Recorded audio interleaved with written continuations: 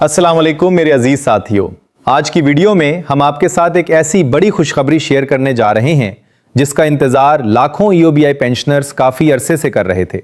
अगर आप ईओबीआई से पेंशन वसूल कर रहे हैं या आपके घर में कोई बुजुर्ग, वालिदैन, अजीज या रिश्तेदार ईओबीआई पेंशनर हैं, तो आज की ये रिपोर्ट आपके लिए इंतहाई अहम है, क्योंकि आज हम सिर्फ ये नहीं बताएंगे कि पेंशन में 15% इजाफा हुआ है, बल्कि ये भी वाजे करेंगे कि इस फैसले का असल फायदा किन लोगों को मिला, कम से कम पेंशन कितनी हो गई, बकाया जात किस बुनियाद पर मिलेंगे, पेंशन का हिसाब कैसे लगाया जाता है, और सबसे अहम बात यह कि कहीं आप अपने हक की रकम से महरूम तो नहीं रह गए।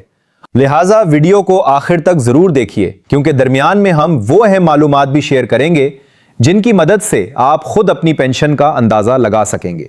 और अगर आप हमारे चैनल पर पहली बार आए हैं तो चैनल को सब्सक्राइब जरूर कर लीजिए, ताकि पेंशन, बुजुर्ग शहरियों के हुकूक और सरकारी ऐलानात से मुताल्लिक हर अहम अपडेट आप तक बरवक्त पहुंच सके। नाजरीन, सबसे पहले आते हैं इस बड़ी खबर की तरफ जिसका सबको इंतजार था। वफाकी सतह पर ईओबीआई पेंशनर्स के लिए पेंशन में 15% इजाफे की मंजूरी दी गई है। इस फैसले के बाद कम से कम पेंशन की रकम 10,000 रुपए माहाना से बढ़ाकर 11,500 रुपए माहाना कर दी गई है। यहां एक बहुत अहम बात समझना जरूरी है। बहुत से लोग ये समझ रहे हैं कि सिर्फ कम से कम पेंशन में इजाफा हुआ है, लेकिन हकीकत इससे कहीं ज्यादा अहम है। असल सरप्राइज अभी बाकी है। ये 15% इजाफा सिर्फ कम से कम पेंशन तक महदूद नहीं, बल्कि उन तमाम पेंशनर्स को भी दिया गया है जिनकी पेंशन ईओबीआई के फॉर्मूले के मुताबिक कम से कम पेंशन से ज्यादा बनती है। यानी अगर किसी शख्स ने तवील अरसा मुलाजमत की, ज्यादा सर्विस मुकम्मल की और उसकी पेंशन पहले ही कम से कम पेंशन से ज्यादा थी, तो उसकी पेंशन पर भी 15% इजाफा लागू होगा।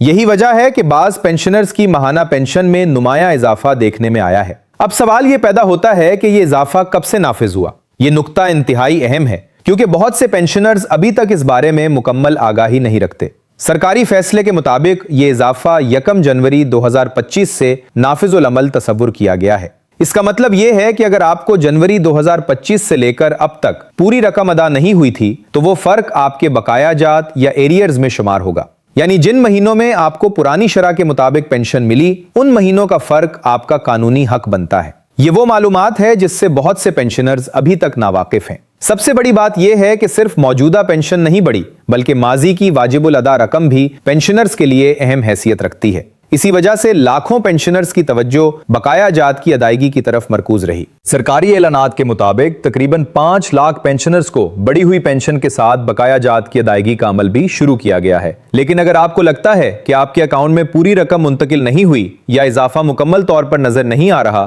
तो आपको अपनी पेंशन की तफसीलात जरूर चेक करनी चाहिए। अब आते हैं इस सवाल की तरफ जो सबसे ज्यादा पूछा जाता है, आखिर ईओबीआई पेंशन का हिसाब कैसे लगाया जाता है। अगर आप ये फॉर्मूला समझ लें तो आप खुद भी अंदाजा लगा सकते हैं कि आपकी पेंशन किस बुनियाद पर बनती है। ईओबीआई का बुनियादी उसूल यह है कि पेंशन का तायुन पेंशनर की औसत बीमाशुदा तनख्वाह और उसकी सर्विस के सालों की बुनियाद पर किया जाता है। सादा अल्फाज में आपकी औसत बीमाशुदा तनख्वाह को आपकी मजमूई सर्विस के साथ जोड़ा जाता है और फिर हासिल शुदा रकम को मखसूस फॉर्मूले के मुताबिक तकसीम किया जाता है। इसी फॉर्मूले से बुनियादी पेंशन का तायुन होता है। यहां एक बात याद रखना बहुत जरूरी है, फॉर्मूले में इस्तेमाल होने वाली तनख्वाह हमेशा आपकी असल तनख्वाह नहीं होती, बल्कि वो तनख्वाह होती है जिस पर ईओबीआई कंट्रीब्यूशन जमा किया जाता रहा हो। यही वजह है कि बाज लोग अपनी असल तनख्वाह को बुनियाद बनाकर पेंशन का हिसाब लगाते हैं और बाद में हैरान होते हैं कि पेंशन कम क्यों बनी। असल हकीकत यही है कि ईओबीआई का निजाम बीमाशुदा उजरत की बुनियाद पर काम करता है। अब फर्ज करें किसी शख्स ने तकरीबन 20 साल मुलाजमत की और उस दौरान उसकी औसत बीमाशुदा उजरत मुकर्ररा सतह के मुताबिक रही, तो उस पर पेंशन फॉर्मूला लागू होगा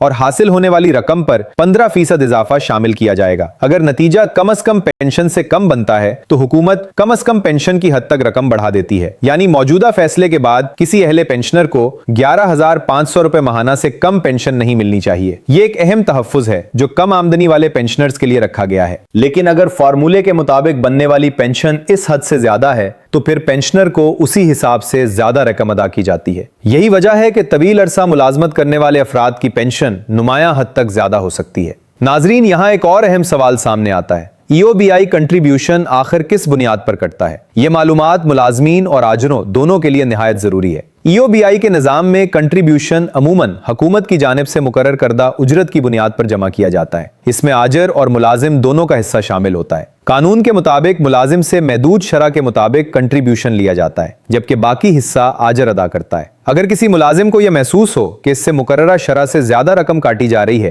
तो उसे अपनी तफसीलात जरूर चेक करनी चाहिए और जरूरत पड़ने पर मुताल्लिका इदारे से राब्ता करना चाहिए। यह मालूमात इसलिए भी अहम है क्योंकि बहुत से मुलाजमीन दौरान मुलाजमत अपनी कंट्रीब्यूशन की तफसीलात पर तवज्जो नहीं देते और बाद में पेंशन के वक्त मसाइल का सामना करते हैं। इसलिए जरूरी है कि मुलाजमत के दौरान अपने रिकॉर्ड को दुरुस्त रखा जाए। अब एक निहायत अहम कानूनी पहलू पर बात करते हैं। बहुत से लोग पेंशन को महज एक माली सहूलत समझते हैं, जबकि हकीकत यह है कि पेंशन एक कानूनी हक है। यह किसी की मेहरबानी या एहसान नहीं। रियासती सतह पर समाजी तहफ़्फ़ुज़ के उसूल इसी मकसद के लिए बनाए जाते हैं कि उम्र भर काम करने वाले अफराद रिटायरमेंट के बाद बुनियादी मुआशी तहफ़्फ़ुज़ हासिल कर सकें। इसलिए अगर किसी पेंशनर को उसके जायज़ बकाया जात अदा नहीं किए जा रहे, उसकी पेंशन में गैर ज़रूरी ताख़ीर की जा रही है या उसका जायज़ दावा बिला वजह रोका जा रहा है तो वो कानूनी रास्ता इख्तियार करने का हक रखता है। ये बात हर पेंशनर को मालूम होनी चाहिए। नाजरीन, आज की इस रिपोर्ट का खुलासा यही है कि EOBI पेंशन में 15% इजाफा एक अहम पेशरफ्त है।